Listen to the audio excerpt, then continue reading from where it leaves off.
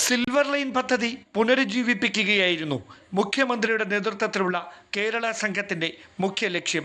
Silver line ഇല്ലെന്ന് മാത്രമല്ല, പുതിയ റെയിൽ പദ്ധതിയോട് തന്നെ കേന്ദ്ര സർക്കാരിന് യോജിപ്പില്ല.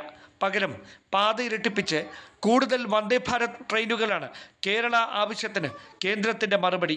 DPR പൂർണ്ണമായി മാറ്റാതെ സിൽവർ ലൈനിൽ ഇനി പ്രതീക്ഷ വേണ്ട. ഇതാണ് ശ്രീധരൻ മുന്നോട്ട് വെച്ച ബദൽ പദ്ധതിക്ക് സാധ്യത വർദ്ധിപ്പിക്കുന്നത്. മുഖ്യമന്ത്രിയുമായുള്ള ചർച്ചകൾക്ക് ശേഷം ശ്രീധരനെ റെയിൽവേ മന്ത്രിയുടെ ഓഫീസ് ബന്ധപ്പെട്ടത് ബദൽ പദ്ധതി കേന്ദ്രം പരിഗണിക്കുന്നതിൻ്റെ സൂചനയാണെന്നാണ് വിലയിരുത്തൽ.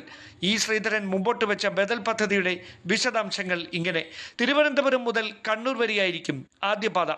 80,000 കോടി രൂപയാണ് ആദ്യഘട്ട ചെലവ് കണക്കാക്കിയത്. സമ്പൂർണ്ണമാകുമ്പോൾ അത് 1,00,000 കോടി രൂപയാകും.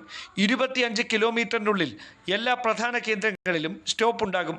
തൂണിലൂടെയും തുരങ്കത്തിലൂടെയുമായിരിക്കും ഇത് കടന്നു പോകുക. കേരളിനെ അപേക്ഷിച്ച് അതിൻ്റെ 1/3 ഭൂമി ഏറ്റെടുത്താൽ മതി. പദ്ധതി പൂർത്തിയായാൽ പാട്ടക്കരാറിൽ കൃഷി ചെയ്യാനും മറ്റുമായി ഭൂമി ഉടമസ്ഥർക്ക് തന്നെ വിട്ടു നൽകാൻ കഴിയും.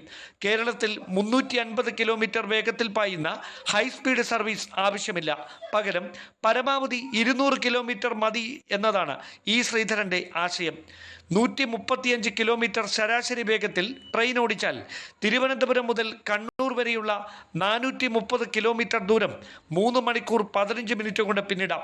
പക്ഷേ ആദ്യം ഈ പദ്ധതി കേരളം ഏറ്റെടുക്കണം. പുതിയ റെയിൽ പദ്ധതി അഭിമാന വിഷയമായി കാണുന്ന സംസ്ഥാന സർക്കാർ തെരഞ്ഞെടുപ്പ് മുന്നിൽ കണ്ട് ഇതിനെ അനുകൂലിക്കുമോ? കാത്തിരുന്ന് കാണാം. ന്യൂസ് 18 തിരുവനന്തപുരം.